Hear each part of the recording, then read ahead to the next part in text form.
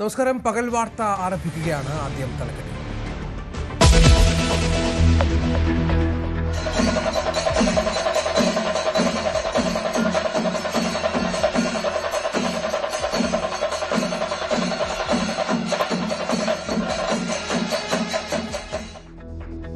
പൂരാവേശത്തിൽ തൃശൂർ, കൊട്ടിക്കയറി മഠത്തിൽ വരവ് പഞ്ചവാദ്യം. ഇലഞ്ഞിത്തറ മേളം 2:30, കുടമാറ്റം 15 മിനിറ്റ് മാത്രം.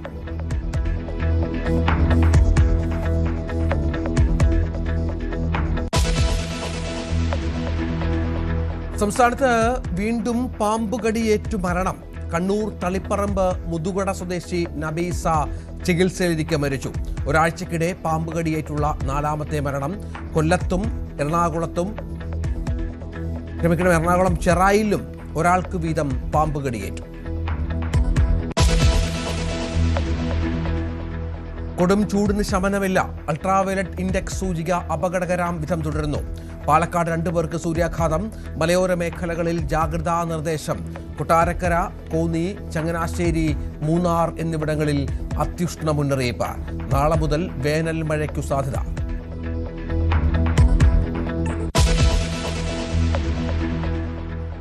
രാജ്യത്ത് വൈദ്യുതി ഉപയോഗം റെക്കോർഡിൽ. ആവശ്യകത 252 ജിഗാവാട്ടിൽ കുതിച്ചുയർന്ന സംസ്ഥാനത്തും ഉപഭോഗം. ഇന്നലത്തെ ഉപയോഗം 115 ദശലക്ഷം യൂണിറ്റായി. അണക്കെട്ടുകളിൽ അവശേഷിക്കുന്നത് കേവലം 30% വെള്ളം മാത്രം.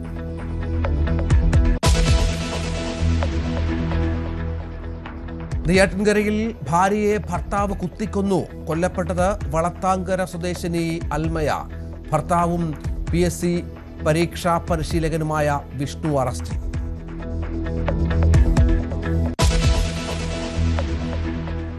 ഫോട്ടോ ജേർണലിസ്റ്റ് രഘുറായിക്ക് വിട. അന്ത്യം 83-ാം വയസ്സിൽ ഡൽഹിയിൽ. വിടവാങ്ങിയത് ഭോപ്പാൽ വാതക ദുരന്തത്തിന്റെ ഭീകരത ലോകത്തിന് മുന്നിലെത്തിച്ച പ്രതിഭ.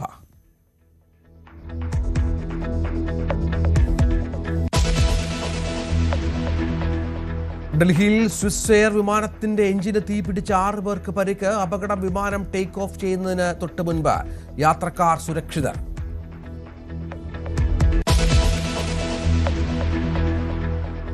ട്രംപിന്റെ പരിപാടിയിൽ വെടിയുതിർത്തത് അധ്യാപകൻ. 31-കാരനായ കോൾ തോമസ് അലൻ പിടിയിൽ. കാരണം വ്യക്തമായില്ല. വെടിവെപ്പുണ്ടായത് മാധ്യമപ്രവർത്തകർക്ക് വിരുന്ന് നൽകുന്നതിനിടെ. അക്രമിയുടെ ദൃശ്യങ്ങൾ പങ്കുവച്ച ട്രംപിനെ ലക്ഷ്യമിട്ട് വെടിവെപ്പ് നടക്കുന്നത് 16 മാസത്തിനിടെ 3ാം തവണ.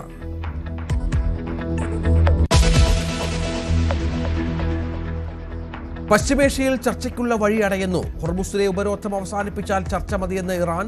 ഭീഷണിക്കും സമ്മർദ്ദത്തിനും വഴങ്ങില്ലെന്ന് പ്രഖ്യാപനം. ഇറാനിൽ അധികാരത്തിന് വേണ്ടിയുള്ള തമ്മിലടിയെന്ന് ട്രംപ്. യുദ്ധം അമേരിക്കയും ഇസ്രായേലും വരുത്തിവെച്ചതെന്ന് ജർമ്മനി.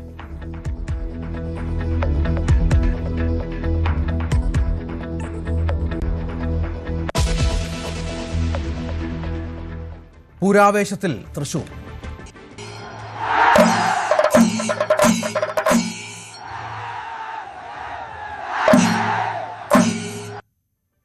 പൂരാവേശത്തിൽ തൃശൂർ. മഠത്തിൽ വരവ് പഞ്ചവാദ്യത്തിന് ശേഷം 2:30 അല്പസമയത്തിനകം ഇലഞ്ഞിത്തറി മേളം കൊടികയറും.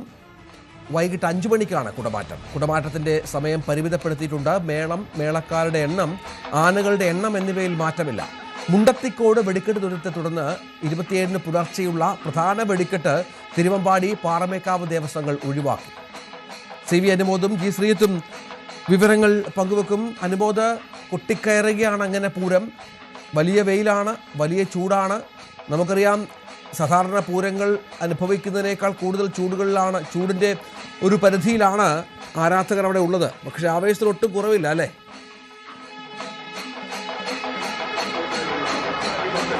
രഞ്ജിത്ത്, പൂരം ഈ ചൂടിനെയൊക്കെ മറികടക്കുന്ന തരത്തിൽ ആവേശത്തിലേക്ക് നടന്നു കയറുകയാണ്, കയറുകയാണ്. ഇപ്പോൾ താളത്തിന്റെ പൂരമാണ് നടക്കുന്നത്.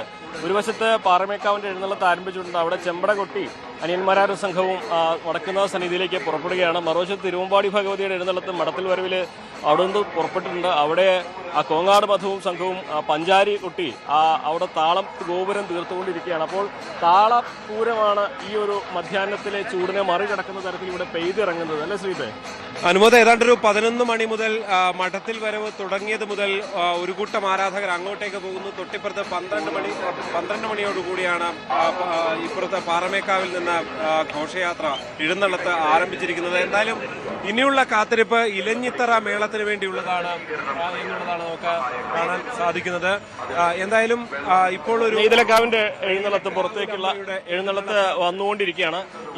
ഇതിലെ ഏറ്റവും അവസാനത്തെ ഘടകപൂരമാണ്. അതായത് വടക്കുന്നാഥനെ വലം വെച്ച് ഏറ്റവും അവസാനം തെക്കേനട ഇറങ്ങുന്നത് നെയ്തലക്കാവാണ്. ഇതേ നെയ്തലക്കാവാണ് ഈ പൂര വിളംബരം ചെയ്യുന്നത്. അതെ, ഇന്നലെ രാവിലത്തെ ഒരു പൂര വിളംബരത്തിന് തൊട്ട് പിന്നാലെ നെയ്തലക്കാവിലമ്മ വീണ്ടും വടക്കുന്നാഥനെ വണങ്ങിയ ശേഷം ഇറങ്ങി വരുന്നു. അതായത് അവസാനത്തെ ഘടകപൂരം ഇറങ്ങി വരുന്നു എന്നുള്ളതാണ്. നമുക്ക് ഉള്ളിൽ നിന്ന് വരാൻ തുടങ്ങിയതേ ഉള്ളൂ. അപ്പോഴേക്കും ആ ദൃശ്യങ്ങളിലേക്ക് പോകാൻ കഴിയുമെന്ന് പ്രതീക്ഷിക്കുന്നു. ഇനി എന്തായാലും ഇലഞ്ഞിത്തറ മേളത്തിനായുള്ള വലിയ കാത്തിരിപ്പാണ്.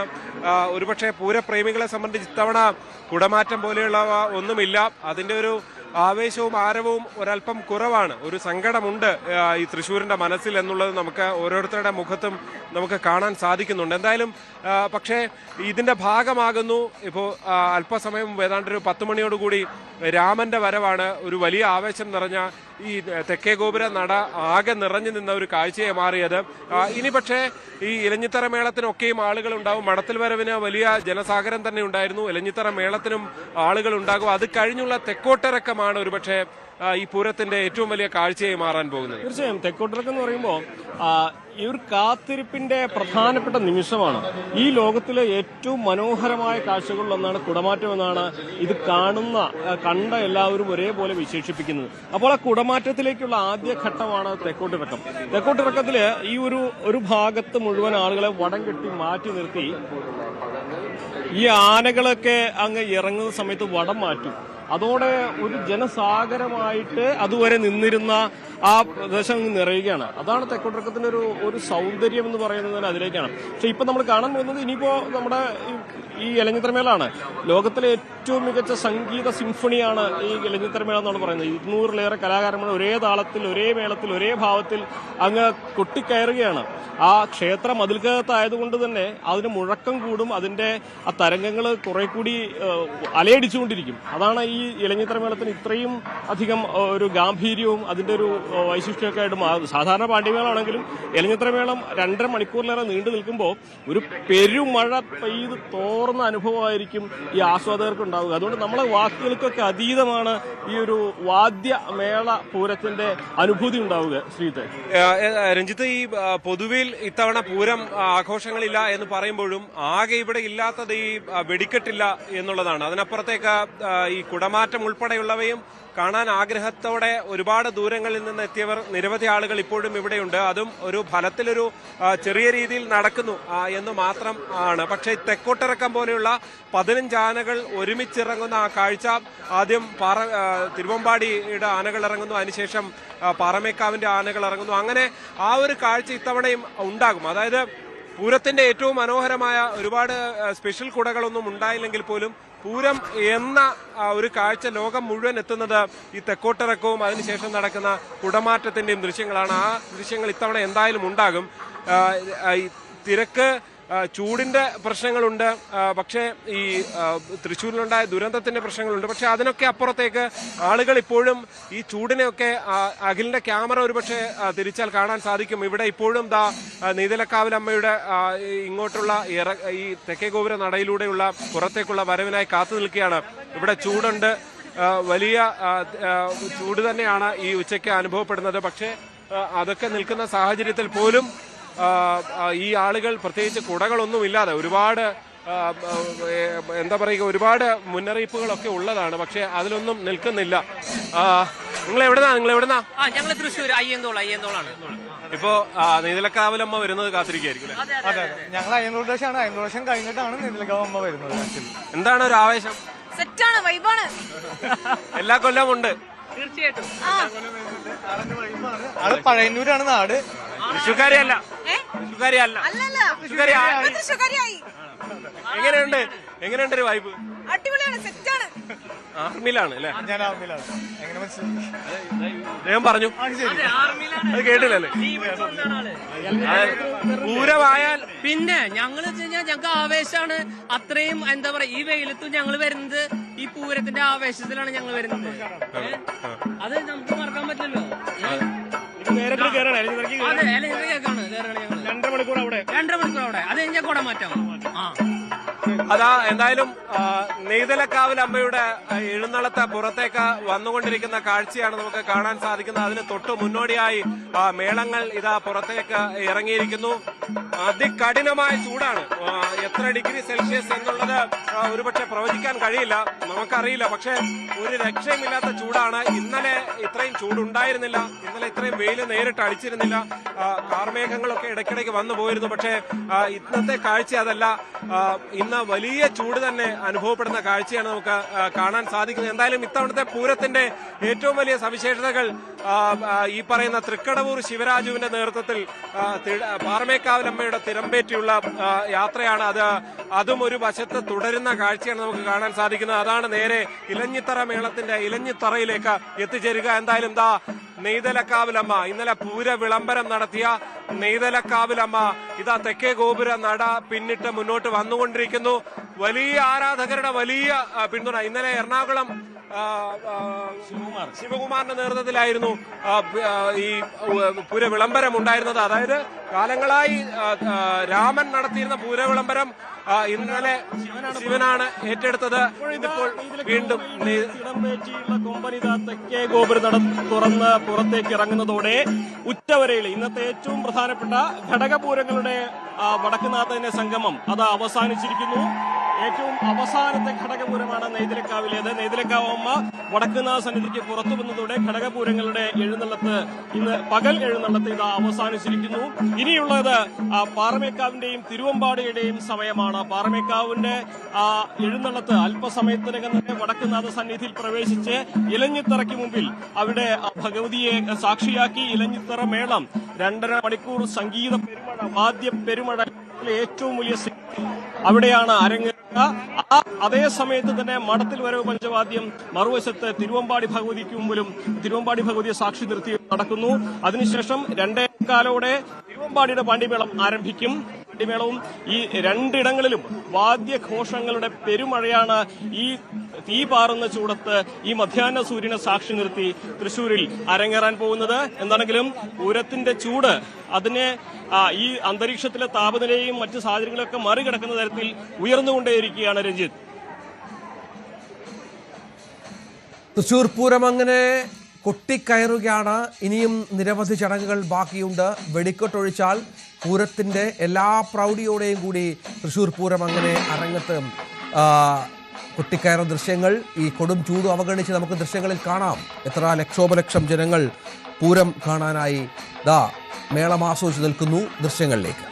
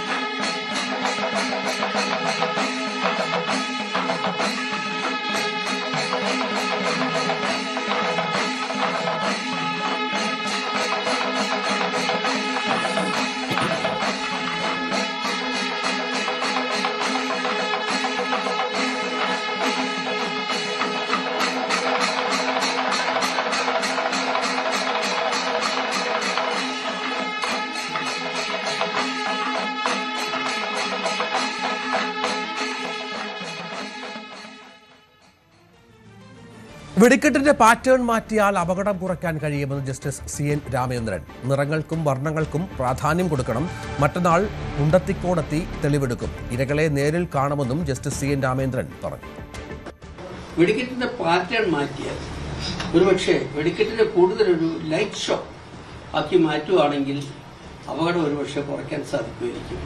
അല്ലെങ്കിൽ അപകടം വല്ല ഉണ്ടായിട്ടുണ്ടെങ്കിൽ അതിന്റെ വ്യാപ്തി വളരെ കുറയ്ക്കാൻ സാധിക്കുമായിരിക്കും ഞാൻ പ്രതീക്ഷിക്കുക. അപ്പോൾ ഞാൻ മറ്റന്നാൾ അത് ഏർലിയസ്റ്റ് ചൊവ്വാഴ്ച ഉച്ചയ്ക്ക് പോകുന്ന ഉറപ്പാണ്. അപ്പം ആദ്യമായിട്ട് അവിടെ കളക്ടറും പോലീസ് കമ്മീഷണറും ഒക്കെ ആയിട്ട് ചർച്ചകൾ നടത്തും. എന്നിട്ട് കമ്മീഷന്റെ പ്രവർത്തനത്തിന്റെ പ്രോഗ്രസ് എങ്ങനെ വേണമെന്ന് ഒരു ഗൈഡ് ലൈൻ ഉണ്ടാക്കും. അത് കഴിഞ്ഞ് ആദ്യമായിട്ട് ആശുപത്രികളിൽ പരിക്ക് പറ്റി കിടക്കണവരും അല്ലാതെ ലോക്കലായിട്ട് അവൈലബിൾ ആയിട്ടുള്ളവരെ കാണും. പക്ഷേ അവരുടെ ഒന്നും ഒരു മൊഴി രേഖപ്പെടുത്താനോ സ്റ്റേറ്റ്മെന്റ് എടുക്കാനോ ഒന്നും പറ്റിയ അവസ്ഥയിലായിരിക്കില്ല അവരൊന്നും. മുണ്ടത്തിക്കോട് വെടിക്കെട്ട് പുരയിലുണ്ടായ അപകടത്തെക്കുറിച്ച് അന്വേഷിക്കാൻ സർക്കാർ നിയോഗിച്ച commission justice CN Ramachandran Nair അദ്ദേഹത്തിന്റെ ഒരു തെളിവെടുപ്പ് അടക്കമുള്ള നടപടികളിലേക്ക് ഒട്ടും വൈകാതെ തന്നെ കടക്കുന്നുവെന്നാണ് അദ്ദേഹം വ്യക്തമാക്കുന്നത്.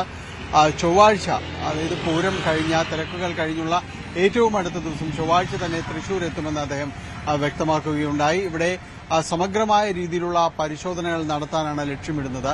ഇതിന്റെ ഭാഗമായിട്ട് ഈ അപകടത്തിൽ പരിക്ക് പറ്റിയവർ അവരിപ്പോൾ ആശുപത്രിയിൽ കഴിയുന്നവരാണ് കൂടുതൽ. അവരെ കണ്ട് എന്താണ് സംഭവിച്ചത് എന്നതടക്കമുള്ള കാര്യങ്ങൾ അവരിൽ നിന്ന് മൊഴി ശേഖരിക്കും. അതോടൊപ്പം പരിസരവാസികൾ, ഈ വെടിക്കെട്ടപ്പുരയ്ക്ക് സമീപമുണ്ടായിരുന്ന ആളുകളുണ്ട്, ആ പരിസരവാസികൾ, അവരോട് വിശദാംശങ്ങൾ തേടും. രക്ഷാപ്രവർത്തനത്തിൽ പങ്കെടുത്തവർ, അതോടൊപ്പം തന്നെ പോലീസ്, ഫയർഫോഴ്സ് ഉദ്യോഗസ്ഥർ, ഇവരിൽ നിന്നെല്ലാം തന്നെ വിശദാംശങ്ങൾ ശേഖരിച്ചുകൊണ്ട് ഒരു വ്യക്തവും സമഗ്രവുമായ ഒരു റിപ്പോർട്ട് സമർപ്പിക്കുക എന്ന കാര്യത്തിനാണ് ലക്ഷ്യമിടുന്നത്. അതിന് മുൻപായിട്ട് എന്തൊക്കെയാണ് കമ്മീഷനിൽ നിക്ഷിപ്തമായിരിക്കുന്ന ചുമതലകൾ, ഇത് സംബന്ധിയായ കാര്യങ്ങളെക്കുറിച്ച് സർക്കാരിന്റെ വക ടേംസ് ഓഫ് റെഫറൻസ് ലഭിക്കാനുണ്ട് എന്ന് അദ്ദേഹം പറഞ്ഞിരുന്നു. അപ്പോൾ ഇതിൽ എന്തൊക്കെ അന്വേഷിക്കാനാണ്, അല്ലെങ്കിൽ ഏതെല്ലാം രീതിയിലുള്ള കാര്യങ്ങളെക്കുറിച്ച് വ്യക്തമാക്കുക, ഇതെല്ലാം തന്നെ അത് കിട്ടിയാൽ മാത്രമേ, ടേംസ് ഓഫ് റെഫറൻസ് കിട്ടിയാൽ മാത്രമേ അത് വ്യക്തമാകുകയുള്ളൂ എന്നാണ് അദ്ദേഹം പറയുന്നത്. അപ്പോൾ അത്തരം കാര്യങ്ങൾ ലഭിച്ചതിന് ശേഷമായിരിക്കും കൂടുതൽ കാര്യങ്ങളിലേക്ക് പോകുക.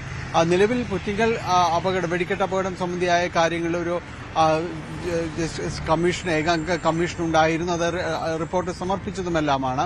ഏതായാലും അത്തരം ഒരു റിപ്പോർട്ട് സർക്കാരിന്റെ മുന്നിലുണ്ട്. അതിലും ചില കാര്യങ്ങളെന്ന് സൂചിപ്പിച്ചതാണെന്ന് കമ്മീഷൻ അധ്യക്ഷൻ അത് വ്യക്തമാക്കുകയുണ്ടായിരുന്നു. പക്ഷേ അതൊന്നും നടപ്പായില്ല എന്നതാണ് അദ്ദേഹം എന്ന് പറയുകയും ചെയ്തു. ഇപ്പോൾ വെടിക്കെട്ട് അപകടത്തിൽ രണ്ടാമത്തെ ഒരു കമ്മീഷനാണ് വരാൻ പോകുന്നത്. ഏതായാലും ഇത് വ്യക്തമാക്കുന്നത് അപകടത്തിന്റെ അത് തോത് കുറയ്ക്കാൻ സാധ്യമായത് എന്ത് ചെയ്യാൻ കഴിയുമെന്നതായിരിക്കാം സർക്കാർ ഉദ്ദേശിക്കുന്നതെന്നാണ് ജസ്റ്റിസ് CN രാമചന്ദ്രൻ നായർ പറയുന്നത്. കാരണം ഇത് നിരോധിക്കുക എന്നത് അപ്രായോഗികമായ ഒരു കാര്യം തന്നെയാണ്. അപ്പോൾ ഇതിന്റെ ഒരു അപകട തീവ്രത കുറയ്ക്കാൻ എന്ത് ചെയ്യാൻ സാധിക്കും?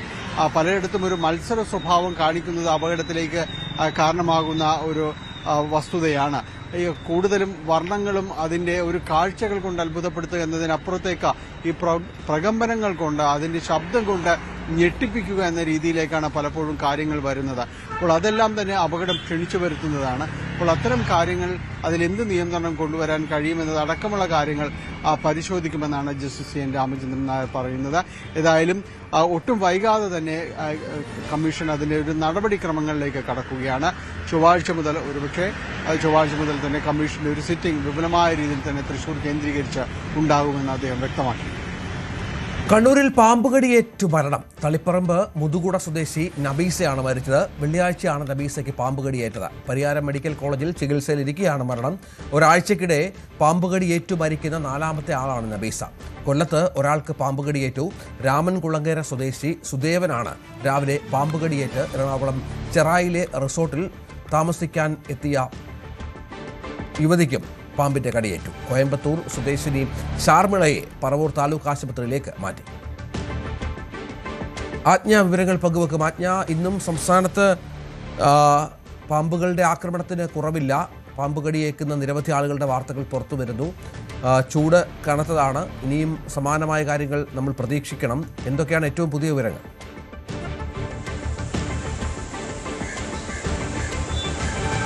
രഞ്ജിത്ത്, ഇവിടെ എറണാകുളത്ത് നിന്ന് റിപ്പോർട്ട് ചെയ്യുന്ന ചെറായിലെ റിസോർട്ടിലെത്തിയ യുവതിക്ക് പാമ്പ് കടിയേറ്റതാണ്. ശർമിള എന്ന് പറയുന്ന കോയമ്പത്തൂർ സ്വദേശിനിയാണ് പാമ്പ് കടിയേറ്റത്. കണ്ണൂരിൽ അതുപോലെ ഒരു വൃദ്ധ പാമ്പ് കടിയേറ്റ് മരിച്ചിട്ടുണ്ട്. നബീസ എന്നാണ് അവരുടെ പേര്. അതുപോലെ പാലക്കാട് പാമ്പ് കടിയേറ്റിട്ടുണ്ട്.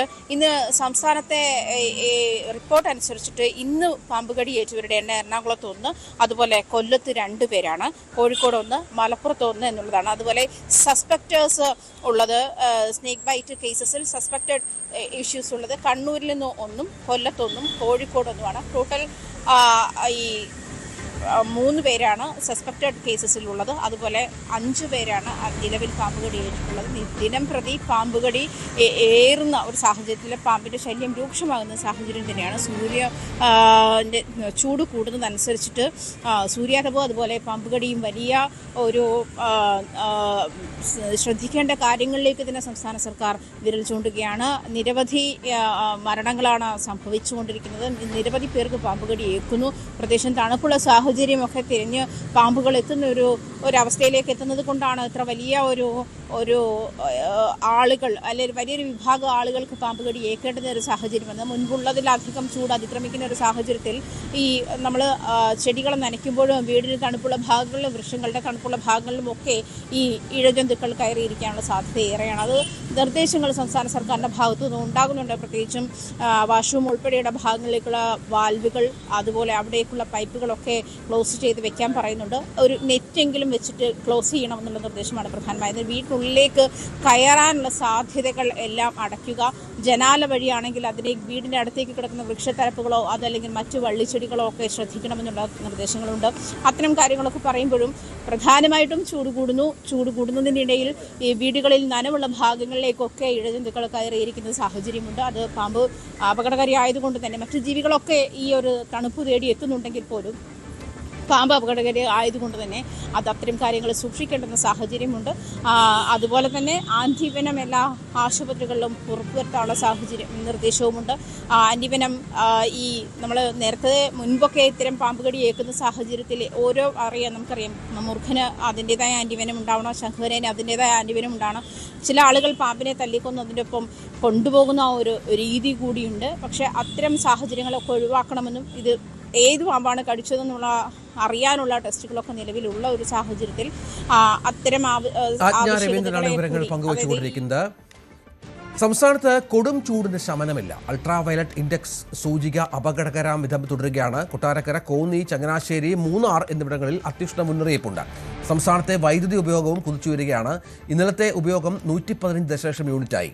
അണക്കെട്ടുകളിൽ അവശേഷിക്കുന്നത് 30% വെള്ളം മാത്രമാണ്. സംസ്ഥാനത്ത് ഇന്നും കനത്ത വേനൽ ചൂട് തുടരുമെന്നാണ് കേന്ദ്ര കാലാവസ്ഥാ വകുപ്പ് അറിയിക്കുന്നത്. ഇന്ന് പാലക്കാട് ജില്ലയിൽ 40 ഡിഗ്രി സെൽഷ്യസ് വരെയും കൊല്ലം ജില്ലയിൽ 39 ഡിഗ്രി സെൽഷ്യസ് വരെയും ചൂട് അനുഭവപ്പെടാനുള്ള സാധ്യതയുണ്ട്. മറ്റെല്ലാ ജില്ലകളിലും ഇപ്പോൾ 38 അടുത്ത് തന്നെ ചൂട് നിലനിൽക്കുന്നുണ്ട്. മാത്രമല്ല ഇതിനൊപ്പം തന്നെ ചേർത്ത് വായിക്കേണ്ടത് 40 ഡിഗ്രി സെൽഷ്യസ് വരെ പാലക്കാട് റിപ്പോർട്ട് ചെയ്യുമ്പോഴും അതിനേക്കാളും കൂടുതലായിരിക്കും പൊതുജനങ്ങൾക്ക് അനുഭവവേദ്യമാവുന്ന ചൂട് എന്നതാണ് വളരെ പ്രധാനപ്പെട്ടത്. ഇതിനെ കൂടെ തന്നെ എടുത്തു പറയേണ്ട മറ്റൊരു വിഷയം എന്ന് പറയുന്നത് ഇന്ന് ഇടിമിന്നലോട് കൂടിയുള്ള മഴയ്ക്കുള്ളൊരു സാധ്യത കൂടി പറയുന്നുണ്ട് കാലാവസ്ഥാ നിരീക്ഷണ കേന്ദ്രം. നാളെ ഈ ഒരു ഇടിമിന്നലോട് കൂടിയുള്ള മഴയും ഒപ്പം 40 കിലോമീറ്റർ വരെയുള്ള ഒരു കാറ്റിനും സാധ്യത പറയുന്നുണ്ട്. പക്ഷേ അത് ഏതൊക്കെ ഭാഗങ്ങളിലാണെന്ന വ്യക്തത ഇപ്പോഴും വന്നിട്ടില്ല. പക്ഷേ ഒരു മഴയ്ക്കുള്ളൊരു സാധ്യതയുണ്ട്. കഴിഞ്ഞ ദിവസങ്ങളിലടക്കം വേനൽ മഴ ഒറ്റപ്പെട്ട സ്ഥലങ്ങളിൽ ലഭിക്കുകയും ചൂടിന് ചെറിയൊരു ആശ്വാസം ലഭിക്കുകയും ചെയ്തിരുന്നു. എന്നിരുന്നാലും ഈ ചൂട് മെയ് ആദ്യവാരം വരെ തുടരാനാണ് സാധ്യത എന്നാണ് ഇപ്പോൾ നിലവിലെ കാലാവസ്ഥാ നിരീക്ഷണ കേന്ദ്രത്തിന്റെ അറിയിപ്പ് വരുന്നത്. അതിനൊപ്പം തന്നെ കഴിഞ്ഞ ദിവസം മുഖ്യമന്ത്രിയുടെ നേതൃത്വത്തിൽ ചേർന്ന ഉന്നതതല യോഗത്തിലും പ്രധാനപ്പെട്ട നിർദ്ദേശങ്ങൾ വന്നിരുന്നു. അതായത് സ്കൂളുകൾക്കും ഒപ്പം അംഗനവാടികൾക്കും കൂളിംഗ് റൂഫുകൾ നൽകുക, ഒപ്പം ഇത്തരത്തിലുള്ള അതായത് തണ്ണീർപ്പന്തലുകൾ, നഗരങ്ങളിൽ തണ്ണീർപ്പന്തലുകളും ഒപ്പം ട്രാഫിക് സിഗ്നലുകളുടെ സമയദൈർഘ്യം കുറയ്ക്കുക എന്നടക്കമുള്ള പല നിർദ്ദേശങ്ങളും ഈ ഒരു ചൂട് നേരിടാൻ വേണ്ടി ഇപ്പോൾ സർക്കാർ തലത്തിലടക്കം നിർദ്ദേശങ്ങൾ വന്നിട്ടുണ്ട്. എന്നിരുന്നാലും വരുന്ന ദിവസങ്ങളിൽ ചൂടിന് വലിയ കുറവ് രേഖപ്പെടുത്താനുള്ള സാധ്യതയില്ല. കഴിഞ്ഞ കുറച്ച് ദിവസങ്ങൾക്ക് മുൻപ് വരെ ഉഷ്ണതരംഗ സാധ്യതയും കേരളത്തിൽ റിപ്പോർട്ട് ചെയ്തിരുന്നു. പൊതുജനങ്ങൾ പ്രധാനമായും രാവിലെ 11 മണി മുതൽ വൈകുന്നേരം 3 മണി വരെയുള്ള വെയിൽ നേരിട്ട് ഏൽക്കാതിരിക്കുക, നിർജ്ജലീകരണ സാധ്യതകൾ ഒഴിവാക്കുക എന്ന നിർണായകമായിട്ടുള്ള നിർദ്ദേശങ്ങൾ എല്ലാ ദിവസവും ഇപ്പോൾ ദുരന്ത നിവാരണ അതോറിറ്റി അറിയിക്കുന്നുമുണ്ട്. അതുകൊണ്ട് ഈ ഒരു സൂര്യാഘാതം അടക്കം കേരളത്തിലെ പല ഭാഗങ്ങളിലും റിപ്പോർട്ട് ചെയ്യുന്നുണ്ട്. പല മരണങ്ങളും ഇപ്പോൾ റിപ്പോർട്ട് ചെയ്തു കഴിഞ്ഞു. അതുകൊണ്ട് കൃത്യമായ ഒരു മുൻകരുതൽ പൊതുജനത്തിന്റെ ഭാഗത്തു നിന്ന് വേണം. പക്ഷേ അതേ സമയത്ത് തന്നെ മഴയുടെ ഒരു സാധ്യതയും കൂടിയുണ്ട്. അതിനൊപ്പം തന്നെയാണ് KSEBിയുടെ വലിയ ഒരു പ്രതിസന്ധി നിലനിൽക്കുന്നുണ്ട്. പ്രതിദിനത്തിലെ ഒരു വൈദ്യുതി ഉപഭോഗം വലിയ രീതിയിൽ വർദ്ധിച്ചിട്ടുണ്ട്. 6193 ആയിരുന്നു കഴിഞ്ഞതിന്റെ മുൻപത്തെ ദിവസം ഉണ്ടായ റെക്കോർഡ് വൈദ്യുതി ഉപഭോഗം. അതും വലിയ പ്രതിസന്ധി ഉണ്ടാക്കുന്നുണ്ട്. എന്ത് തന്നെയായാലും ഈ ഒരു പ്രതിസന്ധി മറികടക്കാനുള്ള നീക്കങ്ങൾ KSEBിയുടെ ഭാഗത്ത് നിന്ന് ആരംഭിച്ചിട്ടുമുണ്ട്. ക്യാമറമാൻ വിനോദിനോടൊപ്പം സാരംഗ് സുധാകരൻ, ന്യൂസ് 18 തിരുവനന്തപുരം. പാലക്കാട് 2 പേർക്ക് കൂടി സൂര്യാതപമേറ്റു. ലക്കിടി കൂട്ടുപാതയിൽ ഓട്ടോറിക്ഷ ഓടിക്കുന്ന ജയൻ, ഒറ്റപ്പാലം സ്വദേശി ജയശ്രീ എന്നിവർക്കാണ് പൊള്ളലേറ്റത്. ജയന് കഴുത്തിൽ ഉൾപ്പെടെ ശരീരത്തിന്റെ 3 ഭാഗങ്ങളിൽ പൊള്ളലേറ്റു. ജയശ്രീ വാണിയംകുളത്ത് നിന്ന് തോട്ടക്കരയിലേക്ക് പോകുന്നതിനിടയിലാണ് സൂര്യാതപമേറ്റത്. വയനാട്ടിലും സൂര്യാഘാതം. വയനാട് മുട്ടിൽ വാരിയാടിൽ 15കാരൻ ഉൾപ്പെടെ 2 പേർക്ക് സൂര്യാഘാതമേറ്റു. മുട്ടിൽ വാരിയാട് സ്വദേശിയായ 15കാരൻ അബൂബക്കർ കഴിഞ്ഞ ദിവസം ഉച്ചയ്ക്ക് 1:30 പുറത്തിറങ്ങിയപ്പോഴാണ് സൂര്യാഘാതമേറ്റത്. സമീപത്തെ വീട്ടിലുള്ള നുസ്രത്തിന് കഴിഞ്ഞ വെള്ളിയാഴ്ച പുറത്ത് വസ്ത്രങ്ങൾ അലക്കുന്നതിനിടെ മുഖത്തും കഴുത്തിലും സൂര്യാഘാതമേറ്റിരുന്നു. 2 ദിവസമായി വയനാട്ടിൽ ചൂട് കൂടുതലാണ്. നെയ്യാറ്റിൻകര വളത്താങ്കരയിൽ ഭാര്യയെ കുത്തിക്കൊലപ്പെടുത്തി ഭർത്താവ്. വളത്താങ്കര RC ചർച്ചിന് സമീപം താമസിക്കുന്ന വിഷ്ണുവാണ് ഭാര്യ അൽമയെ കുത്തിക്കൊലപ്പെടുത്തിയത്. PSC ട്രെയിനിങ് സെന്ററിലെ അധ്യാപകനാണ് വിഷ്ണു. അരുൺ മോഹൻ വിവരങ്ങളുമായി ചേരുന്നുണ്ട്. അരുണ്, എന്താണ് പോലീസ് നൽകുന്ന വിശദീകരണം? രഞ്ജിത്ത്, ഇന്ന് രാവിലെയായിരുന്നു ഇത്തരത്തിലൊരു സംഭവം. ഈ പറയുന്ന പാറശാല വ്ളാത്താങ്കരയ്ക്ക് സമീപം, വ്ളാത്താങ്കര RC ചർച്ചിന് സമീപത്തുണ്ടാവുന്നത്. ഈ പറയുന്ന അമല എന്ന പെൺകുട്ടിയെ കുത്തിക്കൊലപ്പെടുത്തിയ ശേഷം ഭർത്താവ് വിഷ്ണു സമീപത്തെ സ്വന്തം സഹോദരന്റെ വീട്ടിലെത്തുകയായിരുന്നു. എത്തിയതിനു ശേഷം പറയുന്നു അമലയെ താൻ കുത്തിക്കൊലപ്പെടുത്തി, ഇപ്പോൾ ബെഡ്റൂമിൽ ഉണ്ട് എന്നുള്ള ഞെട്ടിക്കുന്ന വിവരത്തോടുകൂടിയായിരുന്നു സഹോദരന്റെ വീട്ടിലേക്ക് എത്തുന്നത്. തുടർന്നായിരുന്നു ബന്ധുക്കളെ വിവരമറിയിക്കുന്നതും പോലീസ് എത്തി ഈ വിഷ്ണുവിനെ ഇപ്പോൾ പാറശാല പോലീസ് കസ്റ്റഡിയിലെടുക്കുകയും ചെയ്ത സംഭവം. പക്ഷെ എന്താണ് ഈ സംഭവത്തിന് പിന്നിലെന്നുള്ളത് ഇപ്പോഴും വ്യക്തമല്ല. അത് കാരണം പോലീസ് ചോദ്യം ചെയ്താൽ മാത്രമേ അതിനുള്ള എന്താണ് സംഭവം എന്നുള്ളത് വ്യക്തത വരൂ എന്നുള്ളതാണ് നമുക്ക് മനസ്സിലാക്കാൻ കഴിയുന്നത്. 9 വർഷം മുമ്പാണ് ഈ പറയുന്ന ഇരുവരും തമ്മിൽ വിവാഹിതരാകുന്നത്. ഇവർക്ക് കുട്ടികളില്ല. ഇത് ഇവരുടെ ഇടയിൽ ചില ബുദ്ധിമുട്ടുകൾ നേരിട്ടിരുന്നു എന്ന് നാട്ടുകാർ പറഞ്ഞു വരുന്നുണ്ട്. കുട്ടികളില്ല എന്നുള്ളതാണ്. മാത്രമല്ല വിഷ്ണു ഈ പറയുന്ന PSC ട്രെയിനിങ് സെന്ററിലെ അധ്യാപകനാണ്. എന്നിരുന്നാലും സമൂഹമായി അല്ലെങ്കിൽ അങ്ങനെ ഒരു കൂട്ടുകെട്ടോ മറ്റു കാര്യങ്ങളോ വച്ചു പുലർത്തുന്ന ഒരു യുവാവല്ല എന്നുള്ളതും നാട്ടുകാർ പറയുന്നു. എന്താണ് ഇവരുടെ ദാമ്പത്യത്തിനിടയിൽ ഉണ്ടായ സംഭവം എന്നുള്ളത് അറിയില്ല. എന്തായാലും ഈ പറയുന്ന ഒരു കൊലപാതകം നടന്നിരിക്കുന്നു. പ്രതി ഇപ്പോൾ കസ്റ്റഡിയിലാണ്. പാറശാല പോലീസിൽ പ്രതി എന്ന് സംശയിക്കുന്ന കസ്റ്റഡിയിലാണ്. കാരണം ഇദ്ദേഹം തന്നെയാണ് വന്ന് താൻ കൊന്നു എന്ന് പറയുന്നു. അതിന്റെ അടിസ്ഥാനത്തിലാണ് അദ്ദേഹത്തെ അറസ്റ്റ് ചെയ്തിരിക്കുന്നത്. ഇപ്പോൾ വിഷ്ണു കസ്റ്റഡിയിലുണ്ട്. എന്തായാലും പോലീസ് അന്വേഷണം നടത്തുന്നു. ഫോറൻസിക് സംഘം സ്ഥലത്ത് പരിശോധന നടത്തുന്നു. രഞ്ജിത്ത്, അരുൺ മോഹൻ വിവരങ്ങൾ പങ്കുവച്ചു. കണ്ണൂർ അഞ്ചരക്കണ്ടി മെഡിക്കൽ കോളേജിലെ 1ാം വർഷ BDS വിദ്യാർത്ഥി നിതിൻ രാജിന്റെ കേസിൽ 1ാം പ്രതിയായ ഡോക്ടർ MK റാമിനായി തെരച്ചിൽ ഊർജിതം. കഴിഞ്ഞ ദിവസമാണ് റാമിന്റെ മുൻകൂർ ജാമ്യാപേക്ഷ തള്ളിയത്. കഴിഞ്ഞ 16 ദിവസമായി റാം ഒളിവിലാണ്. വിശദമായ അന്വേഷണത്തിനും ചോദ്യം ചെയ്യലിനുമായി 1ാം പ്രതി ഡോക്ടർ റാമിന്റെ കസ്റ്റഡി ആവശ്യമാണെന്ന് വിലയിരുത്തിയാണ് കോടതി മുൻകൂർ ജാമ്യം തള്ളിയത്. അഞ്ചരക്കണ്ടി മെഡിക്കൽ കോളേജിലെ BDS വിദ്യാർത്ഥി നിതിൻ രാജിന്റെ മരണവുമായി ബന്ധപ്പെട്ട് കേസിലെ 1ാം പ്രതിയായ ഡോക്ടർ റാമിന് കഴിഞ്ഞ ദിവസമാണ് കോടതി ജാമ്യം നിഷേധിച്ചത്. റാമിനെ കണ്ടെത്താനായി പോലീസ് അന്വേഷണം ഊർജിതമാക്കിയിട്ടുണ്ട്. ഇയാൾ ആന്ധ്രയിൽ ഒളിവിൽ പോയതായാണ് പോലീസിന് ലഭിച്ചിരിക്കുന്ന വിവരം. അതുകൊണ്ട് തന്നെ ഇയാളെ എത്രയും പെട്ടെന്ന് അറസ്റ്റ് ചെയ്ത് ഇതിൽ ചോദ്യം ചെയ്യൽ ഉൾപ്പെടെയുള്ള നടപടികളിലേക്ക് കടക്കാനാണ് പോലീസ് തീരുമാനിച്ചിട്ടുള്ളത്. ഏതായാലും കോടതിയിൽ വലിയ തിരിച്ചടിയാണ് അധ്യാപകനായ ഡോക്ടർ റാമിന് നേരിട്ടത്. ജാതീയമായ അധിക്ഷേപം നടന്നതിന് തെളിവില്ല എന്നാണ് കോടതി പറഞ്ഞത്. പക്ഷേ അപ്പോഴും ഈ വിദ്യാർത്ഥികളോടൊക്കെ വളരെ മോശമായി പെരുമാറുകയായിരുന്നു എന്ന സാക്ഷി മൊഴികളുണ്ട്. അതോടൊപ്പം നിതിൻ രാജ് കെട്ടിടത്തിന് മുകളിൽ നിന്നും ചാടിയത് സിമ്പതിക്ക് വേണ്ടിയാണെന്ന് നിതിൻ രാജിന്റെ സഹപാഠികളോട് ഈ ഡോക്ടർ റാം പറഞ്ഞിട്ടുണ്ട്. അത്തരം മൊഴികളുമുണ്ട്. അത് വളരെ ഗുരുതരമായ ഒരു സാഹചര്യം തന്നെയാണ്. അതുകൊണ്ടാണ് റാമിന് ഇതെല്ലാം കണക്കിലെടുത്ത് കസ്റ്റഡിയിലെടുത്ത് ചോദ്യം ചെയ്യേണ്ടതുണ്ടെന്ന പോലീസിന്റെ ആവശ്യം അംഗീകരിക്കുകയും മുൻകൂർ ജാമ്യാപേക്ഷ തള്ളുകയും ചെയ്ത സാഹചര്യമുണ്ട്. ഏതായാലും സംഗീത നമ്പ്യാർക്കെതിരെ പ്രഥമ ദൃഷ്ട്യാ ഈ കേസ് ഗൂഢാലോചന തെളിയിക്കാൻ സാധിച്ചിട്ടില്ല. അതോടൊപ്പം പരീക്ഷ എഴുതണമെന്ന ഒരു കാര്യം പറഞ്ഞു. അത് ജാതീയമായ അധിക്ഷേപമല്ല എന്ന് കോടതി ചൂണ്ടിക്കാട്ടി. അതുകൊണ്ടാണ് കർശന ഉപാധികളോടുകൂടി സംഗീത നമ്പ്യാർക്ക് ജാമ്യം അനുവദിക്കുന്ന സാഹചര്യം ഉണ്ടായത്. എന്തായാലും 50,000 രൂപയുടെ ബോണ്ടും അതോടൊപ്പം തുല്യമായ 2 ആൾജാമ്യവും ഡോക്ടർ റാം ഈ കേസിൽ വലിയ തോതിൽ ഈ ലതാ ശശിധരൻ എന്ന് പറയുന്ന അധ്യാപികയ്ക്ക് ഇത്തരത്തിൽ പരാതി നൽകാൻ പ്രേരണ നൽകിയത് റാം ആണെന്ന പ്രോസിക്യൂഷൻ വാദമുണ്ടായിരുന്നു. അതോടൊപ്പം പരാതി നൽകി പുറത്തിറങ്ങിയ ലതാ ശശിധരനെ ഹസ്തദാനം ചെയ്യുന്നു. അതിന്റെ CCTV ദൃശ്യങ്ങൾ ഉൾപ്പെടെയുണ്ട്. ഏറ്റവും പ്രധാനം ഈ സിമ്പതിക്ക് വേണ്ടി ഈ നിതിൻ രാജ് കെട്ടിടത്തിന് മുകളിൽ നിന്ന് ചാടി എന്ന ഒരു അദ്ദേഹം ഈ വിദ്യാർത്ഥികളോട് പറയുന്ന സാഹചര്യം ഉണ്ടായിരുന്നു. അത് കൃത്യമായ മൊഴി കോടതിയിൽ ഉണ്ടായിരുന്നു. എന്തായാലും ഇനി റാമിനെ കണ്ടെത്താനുള്ള അന്വേഷണം ഊർജിതമാക്കിയിട്ടുണ്ട്. അതോടൊപ്പം കേസിൽ കൂടുതൽ പേരെ പ്രതി ചേർക്കാനുള്ള കാര്യങ്ങളും പോലീസ് അന്വേഷിക്കുന്നുണ്ട്. പ്രധാനമായും ഈ പ്രിൻസിപ്പലിന്റെ മുറിയിൽ നിന്നുള്ള CCTV ദൃശ്യം പുറത്തു വന്നതോടുകൂടി വലിയ ഗൂഢാലോചന അവിടെ നടന്നിട്ടുണ്ട്. അതോടൊപ്പം ആൾക്കൂട്ട വിചാരണ ഒരു കൂട്ടവിചാരണ അവിടെ നടന്നിട്ടുണ്ട്. 4ഓളം അധ്യാപകർ ഉണ്ടായിരുന്നു. ഇവരെല്ലാം ചേർന്ന് നിതിനെ കൂട്ടവിചാരണ നടത്തിയെന്ന ഒരു കണ്ടെത്തൽ കൂടിയുണ്ട്. ആ ഒരു പശ്ചാത്തലത്തിൽ പ്രിൻസിപ്പൽ ഉൾപ്പെടെ ലതാ ശശിധരൻ ഉൾപ്പെടെയുള്ളവർക്കെതിരെ കേസെടുക്കുമെന്നാണ് കണ്ടറിയേണ്ടത്. റാം എവിടെയാണെന്ന ചോദ്യമാണിപ്പോൾ പ്രധാനമായും ഉയരുന്നത്. റാമിനെ അറസ്റ്റ് ചെയ്ത് ഈ കേസിൽ കൂടുതൽ വ്യക്തത വരുത്തണമെന്ന് ആവശ്യപ്പെട്ട് നിരവധി സംഘടനകൾ, അതായത് രാഷ്ട്രീയ പാർട്ടി അതോടൊപ്പം വിവിധ സംഘടനകളൊക്കെ ഇത്തരത്തിൽ വലിയ പ്രതിഷേധവുമായി കഴിഞ്ഞ ദിവസങ്ങളിലൊക്കെ അഞ്ചരക്കണ്ടി മെഡിക്കൽ കോളേജിലേക്ക് മാർച്ച് നടത്തുന്ന സാഹചര്യം ഉൾപ്പെടെ ഉണ്ടായിരുന്നു. വലിയ പ്രതിഷേധം റാമിനെതിരെ ഉണ്ടായിരുന്നു. വലിയ ആക്ഷേപമാണ് ഇദ്ദേഹത്തിനെതിരെ ഉണ്ടായത്. അപ്പോഴും കോടതിയിൽ ജാതീയമായ ഒരു പരാമർശം അല്ലെങ്കിൽ അത്തരത്തിലുള്ള പരാമർശങ്ങൾ ഉണ്ടായതിന് കോടതിയിൽ തെളിവുകൾ ഹാജരാക്കാൻ പ്രോസിക്യൂഷന് സാധിച്ചിട്ടില്ല. മോശമായ പരാമർശം റാമിന്റെ ഭാഗത്ത് നിന്ന് നിരന്തരം ഉണ്ടായി എന്ന് കോടതി കണ്ടെത്തുന്ന സാഹചര്യമുണ്ടായി. ഇയാളെ കസ്റ്റഡിയിലെടുത്ത് ചോദ്യം ചെയ്യണമെന്ന ആവശ്യം, പോലീസിന്റെ ആവശ്യം അത് അംഗീകരിക്കുകയായിരുന്നു. അങ്ങനെയാണ് ജാമ്യം തള്ളിയത്. ഇനി ഏതായാലും റാമിനെ കണ്ടെത്തുക എന്ന് തന്നെയാണ് പോലീസിന് ഏറ്റവും പ്രധാനം. അതോടൊപ്പം ലോൺ ആപ്പുമായി ബന്ധപ്പെട്ട് 3 പേരാണ് ഇപ്പോൾ ജുഡീഷ്യൽ കസ്റ്റഡിയിലുള്ളത്. നോയിഡയിൽ നിന്നാണ് ഇവരെ അറസ്റ്റ് ചെയ്തത്.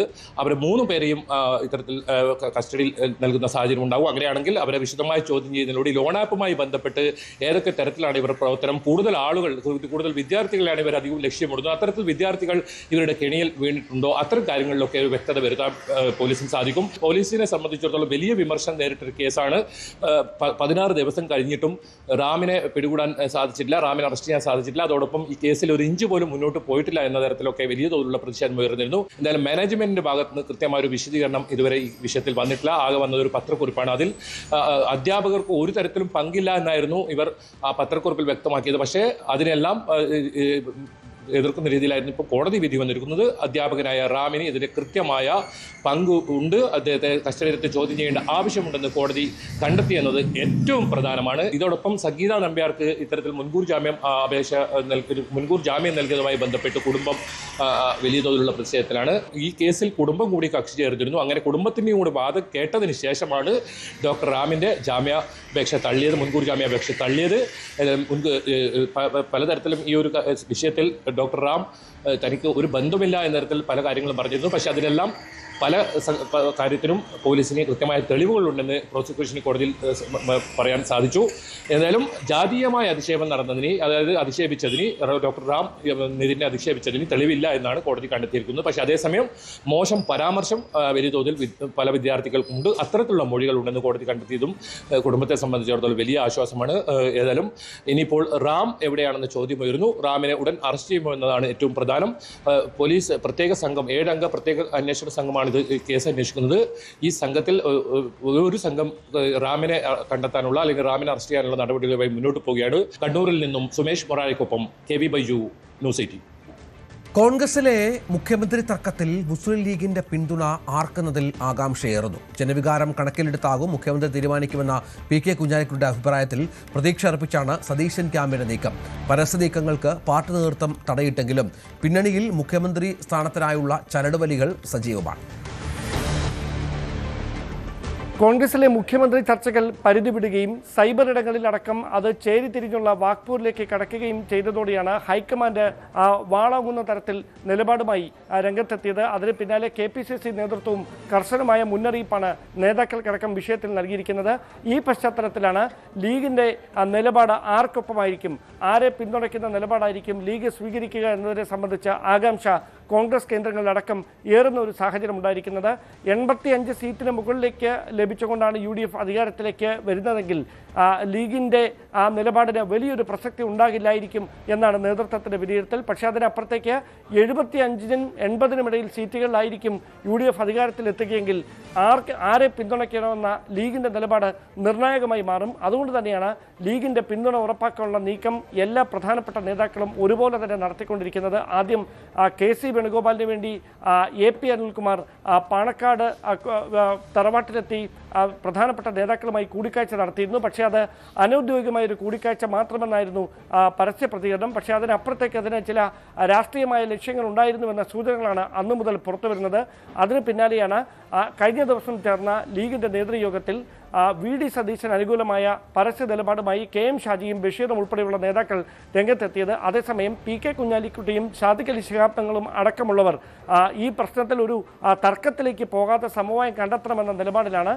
4-ാം തീയതി തെരഞ്ഞെടുപ്പിന്റെ ഫലം വന്നതിന് ശേഷം ഹൈക്കമാൻഡ് പ്രതിനിധികളെ നേരിട്ട് തങ്ങളുടെ മനസ്സിൽ ആരെ മുഖ്യമന്ത്രി സ്ഥാനത്തേക്ക് ഉയർത്തി കാണിക്കണമെന്ന കാര്യം അറിയിക്കുമെന്ന നിലപാടിലാണ് ഈ നേതാക്കളൊക്കെ തന്നെ ഉള്ളത്. എന്തായാലും ലീഗിന്റെ പിന്തുണ കൂടി ഉണ്ടെങ്കിൽ മാത്രമേ ഇപ്പോൾ പറഞ്ഞു കേൾക്കുന്ന 3 പേരിൽ ഉൾപ്പെട്ട ആരെങ്കിലും ഒരാൾക്ക് മുഖ്യമന്ത്രി സ്ഥാനത്തേക്ക് എത്താൻ കഴിയുകയുള്ളൂ. അതുകൊണ്ട് തന്നെയാണ് ഒരുപോലെ തന്നെ ലീഗിന്റെ പിന്തുണ ഉറപ്പാക്കാനുള്ള നീക്കം 3 നേതാക്കളുടെ ഭാഗത്തു നിന്നും അവരുടെ അനുയായികളുടെ ഭാഗത്തു നിന്നുമൊക്കെ ഉണ്ടാകുന്നത്. എന്തായാലും വോട്ട് പെട്ടിയിലിരിക്കുന്ന സമയത്ത് തന്നെ ആരെ മുഖ്യമന്ത്രിയാക്കണമെന്ന തരത്തിൽ തർക്കങ്ങൾ പരസ്യമായി നീളുന്നത് അത് പാർട്ടിക്കും പൊതുസമൂഹത്തിനും അവമതിപ്പുണ്ടാക്കുമെന്ന പൊതു നിലപാടിലാണ് ലീഗ് നേതൃത്വമുള്ളത്. അതുകൊണ്ട് തന്നെ വോട്ടെണ്ണൽ കഴിഞ്ഞതിന് ശേഷം മാത്രം കൃത്യമായ നേരത്തെ നടക്കുന്ന കീഴ്വഴക്കങ്ങൾ അനുസരിച്ച് മാത്രം മുഖ്യമന്ത്രിയെ തെരഞ്ഞെടുക്കുന്നതുമായി ബന്ധപ്പെട്ട ചർച്ചകളിലേക്ക് കടന്നാൽ മതി എന്ന നിലപാടിലാണ് മുസ്ലിം ലീഗ് നേതൃത്വം. നിയമസഭാ തെരഞ്ഞെടുപ്പിന് പിന്നാലെ തനിക്കെതിരെ രൂക്ഷമായ സൈബർ ആക്രമണങ്ങൾ നടക്കുന്നതായി പേരാമ്പ്രയിലെ UDF സ്ഥാനാർത്ഥി ഫാത്തിമ തഹലിയ. ചില വ്യക്തികൾക്കൊപ്പം തന്റെ ചിത്രം ചേർത്ത് AI ചിത്രം പ്രചരിക്കുന്നു. സ്ത്രീത്വത്തെ അപമാനിക്കുന്ന പ്രചാരണത്തിനെതിരെ പരാതി നൽകിയതായും ഫാത്തിമ ന്യൂസ് 18നോട് പറഞ്ഞു. പേരാമ്പ്രയിലെ UDF സ്ഥാനാർത്ഥി ഫാത്തിമ തെഹ്ലിയാണ് നമുക്കൊപ്പമുള്ളത്. കഴിഞ്ഞ ദിവസങ്ങളിലായി സമൂഹ മാധ്യമങ്ങളിലൂടെ അല്ലെങ്കിൽ നേരത്തെ മുതൽ തന്നെ ഉള്ളതാണ്, പക്ഷേ ഇത്തരം ചില അധിക്ഷേപങ്ങളുടെ ഒരു അളവ് വർദ്ധിക്കുന്നുണ്ടോ പേരാമ്പ്രയിലെ സ്ഥാനാർത്ഥിത്വത്തിന് ശേഷം? ഇത് സംബന്ധിച്ച് പരാതി നൽകിയിരുന്നു. അതെ, പിന്നെ ഇത്തവണ ഇപ്പം ഇലക്ഷൻ കഴിഞ്ഞിട്ടും അതിൻ്റെ ഒരു അളവിൽ ഒരു കുറവ് വന്നിട്ടില്ല. അധിക്ഷേപങ്ങളും സൈബർ ബുള്ളിയിങ്ങും ഹറാസ്മെൻറ്റും ഒക്കെ എപ്പോഴും തുടർന്നുകൊണ്ടിരിക്കുകയാണ്. ഇന്നലെ ഞാൻ അതുമായി ബന്ധപ്പെട്ടിട്ട് ഒരു ഫേക്ക് ഫോട്ടോ, ഒരു AI ഉപയോഗിച്ചുകൊണ്ട് ഒരു ഫോട്ടോ ഉണ്ടാക്കിയതുമായി ബന്ധപ്പെട്ടിട്ട് ഞാൻ ഇന്നലെ പരാതി നൽകിയിട്ടുണ്ടായിരുന്നു. അതുമായി ബന്ധപ്പെട്ടിട്ടുള്ള അന്വേഷണങ്ങൾ തുടങ്ങിയിട്ടുണ്ട് എന്നുള്ളതാണ് സൈബർ സെല്ലിൽ നിന്നും അറിയിച്ചിട്ടുള്ളത്. ബാക്കി വളരെ ഗുരുതരമായിട്ടുള്ള രൂപത്തിലാണ് വ്യക്തിഹത്യ നടത്തുന്നത്. എന്നാൽ സംസ്ഥാന സർക്കാർ അവർക്ക് താല്പര്യമുള്ള ആളുകളുടെ വിഷയത്തിൽ മാത്രം സംസാരിക്കുന്നു എന്നുള്ളത് വളരെ ഗൗരവമായിട്ട് തന്നെയാണ് നോക്കിക്കാണുന്നത്. അപ്പോൾ നേരത്തെ നമുക്കറിയാം പ്രതിഭ MLAയുടെ വിഷയത്തിൽ ഇടപെട്ടിട്ടുള്ള സർക്കാർ അതേ സമയത്ത് എനിക്ക് നേരെ ഉണ്ടായിട്ടുള്ള അക്രമങ്ങളെക്കുറിച്ചിട്ട് യാതൊരു സംസാരവും നടത്തിയതായിട്ട് കാണുന്നില്ല. ഇപ്പം ഞാൻ എന്തായാലും കേസ് കൊടുത്തിട്ടുണ്ട്.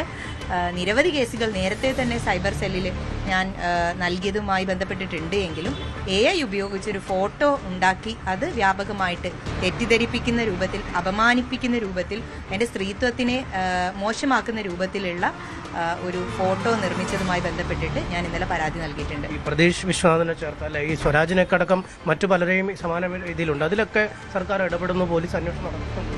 അതെ, നിങ്ങൾ നേരത്തെ പറഞ്ഞ പോലെ സ്വരാജുമായി ബന്ധപ്പെട്ടിട്ട് സ്വമേധയാ കേസെടുത്തു എന്നുള്ളൊരു റിപ്പോർട്ട് ഞാൻ കണ്ടു.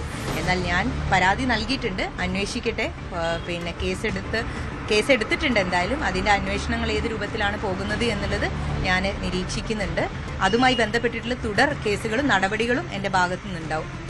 ഈ തട്ടമിട്ട ശശികല എന്നൊക്കെയാണ് കഴിഞ്ഞ കുറച്ച് ദിവസങ്ങളായി ആവർത്തിച്ച് പറയുന്നു. ഇതൊരു സാധാരണ ആളല്ല, ഒരുപാട് സൂക്ഷിക്കേണ്ട ആളാണെന്നൊക്കെ രീതിയിലുള്ള വളരെ വളരെ മോശമായ പരാമർശങ്ങൾ ഉൾക്കൊള്ളും. അതൊക്കെ ശ്രദ്ധയിൽപ്പെടുന്നുണ്ടോ? ഈ ശശികല എന്നൊക്കെ പറയുന്നതിനെ എങ്ങനെ കാണുന്നു? വളച്ചൊടിക്കലും അപമാനിക്കലും അതുപോലെ ഉള്ള വിഷയങ്ങളെ തെറ്റിദ്ധരിപ്പിക്കുന്ന രൂപത്തിലുമാണ് ഇത്രയും ദിവസമായിട്ട് സൈബർ സഖാക്കളുടെ ഭാഗത്ത് നിന്നുള്ള മൂവ്മെൻ്റ് ആയിട്ട് ഞാൻ നിരീക്ഷിക്കുന്നത്.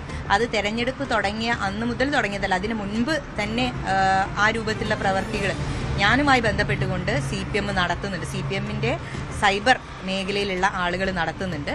തെരഞ്ഞെടുപ്പുമായി ബന്ധപ്പെട്ടിട്ടാണെങ്കിൽ ഇപ്പം പല കാര്യങ്ങളെയും വളച്ചൊടിച്ച് ആളുകളുടെ ഇടയിലേക്ക് വിഷയങ്ങളെ തെറ്റിദ്ധരിപ്പിക്കുന്ന രൂപത്തിൽ അവതരിപ്പിക്കുന്നു എന്നുള്ളതാണ് പല പേരുകളും അവർ പറയുന്നുണ്ട്, പിന്നെ ഇത്തരത്തിൽ മോശമായിട്ടുള്ള ചിത്രീകരണം നടത്തുന്നുണ്ട്.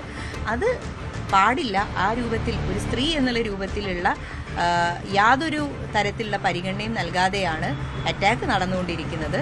തീർച്ചയായിട്ടും അത് നിയമപരമായിട്ട് പോകേണ്ടത് നിയമപരമായിട്ട് തന്നെ നേരിടും. പിന്നെ എന്നെ സംബന്ധിച്ചിടത്തോളം ഇതൊരു പുത്തിരിയുള്ള കാര്യമല്ല.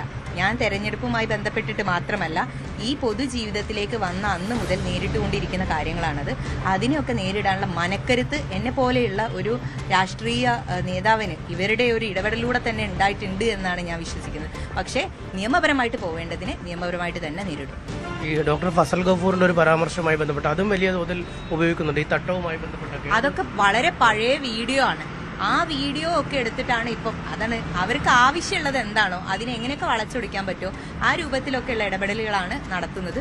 അതൊക്കെ അതൊക്കെ നിയമപരമായിട്ട് നേരിടേണ്ടതാണെങ്കിൽ അങ്ങനെ നേരിടും. ഒപ്പം ഈ സ്ട്രോങ് റൂമിൽ പോയതുമായി ബന്ധപ്പെട്ടും ചില പരാമർശങ്ങൾ, ആ വിഷയങ്ങളൊക്കെ ഞാൻ സോഷ്യൽ മീഡിയയിലൂടെ എൻ്റെ ഭാഗത്തു നിന്നുള്ള കാര്യങ്ങൾ വൃത്തിയായിട്ട് എഴുതി രേഖപ്പെടുത്തിയതാണ്.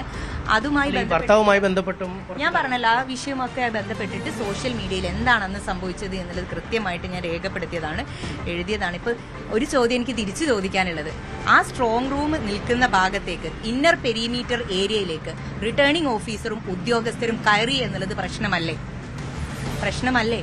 അപ്പോൾ അതിനെക്കുറിച്ച് സംസാരിക്കുക. അതിനകത്ത് നടന്ന പല കാര്യങ്ങളും ഉണ്ട്.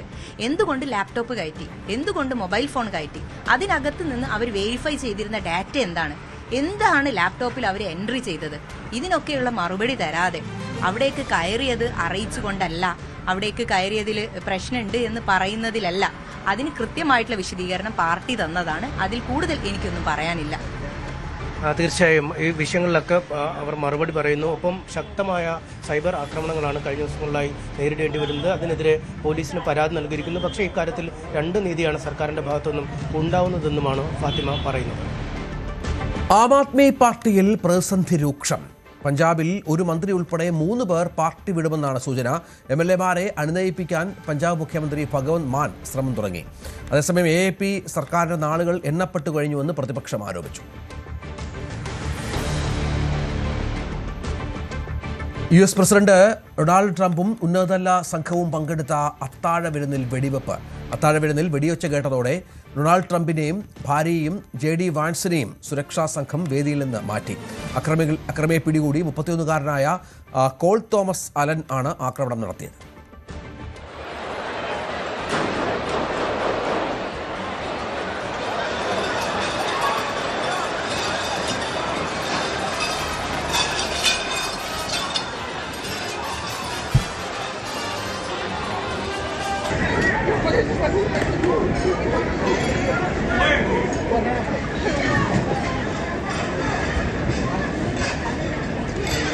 എല്ലാ വർഷവും മാധ്യമപ്രവർത്തകർക്കായി വൈറ്റ് ഹൌസ് നടത്തുന്ന അത്താഴ വിരുന്നിനിടെയാണ് ഹിൽട്ടൺ ഹോട്ടലിൽ അപ്രതീക്ഷിത സംഭവം. 2600ഓളം പേർ പങ്കെടുത്ത അത്താഴ വിരുന്നിന്റെ ബാൾറൂമിന് സമീപം അക്രമി വെടിയുതിർത്തു.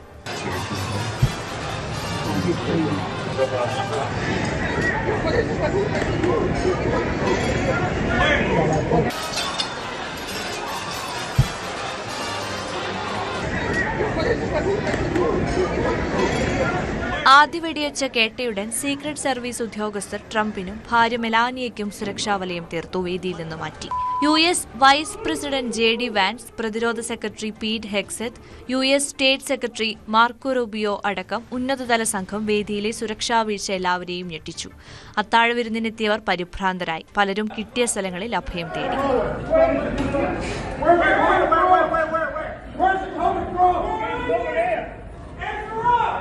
Where's the coming from? What's the crossfire? Look out! Bro, somebody go.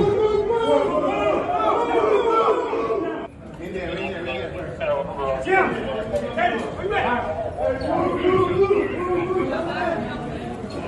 What the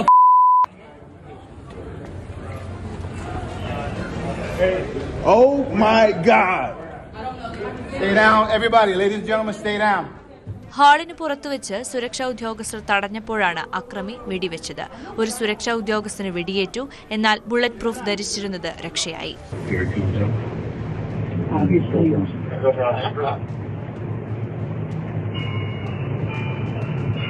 shall I post it as soon as he passed down that? 18. അക്രമിയുടെ കയ്യിൽ ഒന്നിലധികം ആയുധങ്ങൾ ഉണ്ടായിരുന്നെന്നും അയാൾ അസുഖബാധിതനായ ഒരാളാണെന്ന് സംശയിക്കുന്നതായും ട്രംപ് മാധ്യമങ്ങളോട് പറഞ്ഞു. Guards a security checkpoint armed with multiple weapons, and he was taken down by some very brave members of Secret Service, and they acted very quickly, and have just released, for purposes of transparency, clarity, I've ordered it to be put out. You probably have it by now. Put out on Truth and put out on many other platforms. A tape showing the violence of this thug that attacked our Constitution, and also showing how quickly Secret Service and law enforcement acted on our country's behalf. Really did a great job. അതീവ സുരക്ഷ പ്രാധാന്യമുള്ള മേഖലയിലെ സംഭവം ലോകത്തെ ആകെ അമ്പരപ്പിച്ചിട്ടുണ്ട്. News desk, news 18. Hormuz കടലിടുക്കിലെ ഉപരോധം അവസാനിപ്പിച്ച ശേഷം ചർച്ച മതിയെന്ന നിലപാടിൽ ഇറാൻ. ഭീഷണിക്കും സമ്മർദ്ദത്തിനും വഴങ്ങേണ്ടെന്നാണ് ഇറാന്റെ തീരുമാനം. US പ്രതിനിധി സംഘത്തിന്റെ യാത്ര ട്രംപ് റദ്ദാക്കിയതോടെ ഇസ്ലാമാബാദിലെ രണ്ടാംഘട്ട സമാധാന ചർച്ചകൾക്കുള്ള ശ്രമം അനിശ്ചിതത്വത്തിലാണ്. ഇറാനിൽ അധികാരത്തിന് വേണ്ടിയുള്ള തമ്മിലടിയാണ് ഇപ്പോൾ നടക്കുന്നതെന്നാണ് ട്രംപിന്റെ വിമർശനം. ഇറാൻ ചില പുതിയ നിർദ്ദേശങ്ങൾ മുന്നോട്ട് വച്ചെന്നും ട്രംപ് സ്ഥിരീകരിച്ചു. They are fighting with each other. There's tremendous infighting. They're probably fighting for leadership. In many cases, I think they're fighting not to be the leader because we knocked out 2 levels of leaders. But I'll deal with whoever we have to.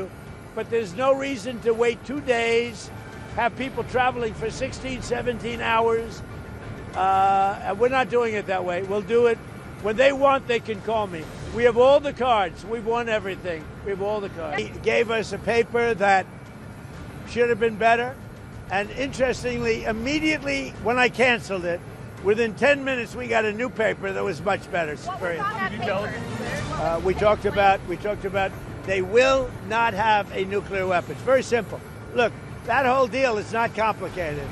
Iran cannot have a nuclear weapon. It's very simple. Is the ceasefire remaining?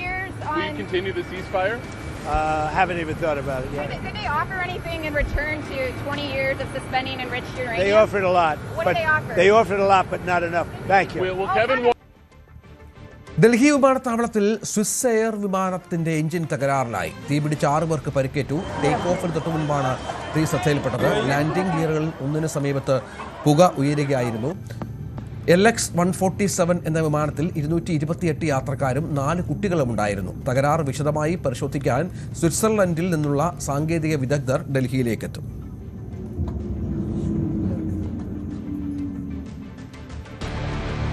Indian photo journalist Raghu Rai അന്തരിച്ചു. ഡൽഹിയിലായിരുന്നു അന്ത്യം. 83 വയസ്സുണ്ട്. സമൂഹമാധ്യമത്തിലൂടെ കുടുംബാംഗങ്ങളാണ് വിയോഗ വാർത്ത സ്ഥിരീകരിച്ചത്.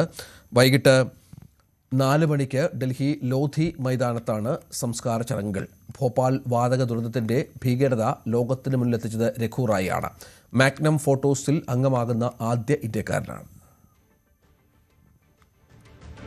Wayanad pickup jeep ഇടിച്ച് അധ്യാപിക മരിച്ചു. കൊളിയാട് കണ്ണേത്ത് വിൽസന്റെ ഭാര്യയും കൊളിയാട് AUP ഹൈസ്കൂൾ അധ്യാപികയുമായ ജിലി വിൽസനാണ് മരിച്ചത്. വീടിന് മുന്നിൽ റോഡ് സൈഡിൽ നിർത്തിയിട്ട കാറിന് പിന്നിൽ നിൽക്കുകയായിരുന്നു ജിലി. ഈ സമയം നിയന്ത്രണം വിട്ട പിക്കപ്പ് ജീപ്പ് ഇടിച്ച് തെറിപ്പിക്കുകയായിരുന്നു. സഹോദരൻ്റെ ചരമദിനത്തിന് കല്ലറയിൽ വെക്കാനുള്ള പൂക്കൾ കാറിൽ വെക്കുമ്പോഴാണ് അപകടം. ഡ്രൈവർ ഉറങ്ങിപ്പോയതാണ് അപകടത്തിന് കാരണമെന്നാണ് വിലയിരുത്തൽ. പെരിങ്ങളം മിൽമയ്ക്ക് സമീപം മിനി ടെമ്പോ വാൻ ഇലക്ട്രിക് പോസ്റ്റിൽ ഇടിച്ച അപകടം. ഇന്ന് രാവിലെ 6:30 അപകടം. ഇടിയുടെ ആഘാതത്തിൽ വാഹനത്തിന്റെ മുൻവശം പൂർണ്ണമായും തകർന്നു. അപകടത്തിൽ വാഹനത്തിൽ ഡ്രൈവർ ക്യാബിനുള്ളിൽ കുടുങ്ങി. പ്രദേശവാസികൾ രക്ഷാപ്രവർത്തനം നടത്തിയെങ്കിലും ഡ്രൈവറെ പുറത്തെത്തിക്കാനായില്ല. പിന്നീട് വെള്ളിമാടുകുന്ന് ഫയർ യൂണിറ്റ് എത്തിയാണ് ഡ്രൈവറെ പുറത്തെത്തിച്ചത്. പരിക്കേറ്റ ഡ്രൈവറെ കോഴിക്കോട് മെഡിക്കൽ കോളേജ് ആശുപത്രിയിലേക്ക് മാറ്റി. ഡ്രൈവർ ഉറങ്ങിപ്പോയതാണ് അപകട കാരണമെന്നാണ് പ്രാഥമിക നിഗമനം. കൊച്ചി ധനുഷ്കോടി ദേശീയപാതയിൽ വാഹനത്തിൽ തീപിടിച്ചു. ക്യാപ്പ് റോഡ് ലോഹാട്ട് എസ്റ്റേറ്റിന് സമീപത്തായിട്ടാണ് കാർ കത്തിയമർന്നത്. റോഡിലേക്ക് ഇന്ധനം ഒഴുകി തീ പടർന്നു. ഓടിക്കൂടിയ ആളുകൾ വാഹനത്തിന്റെ ചില്ല് തകർത്താണ് ആളുകളെ രക്ഷപ്പെടുത്തിയത്. വാഹനത്തിലുണ്ടായിരുന്നവരെ മൂന്നാർ സ്വകാര്യ ആശുപത്രിയിൽ പ്രവേശിപ്പിച്ചു. ഹലോ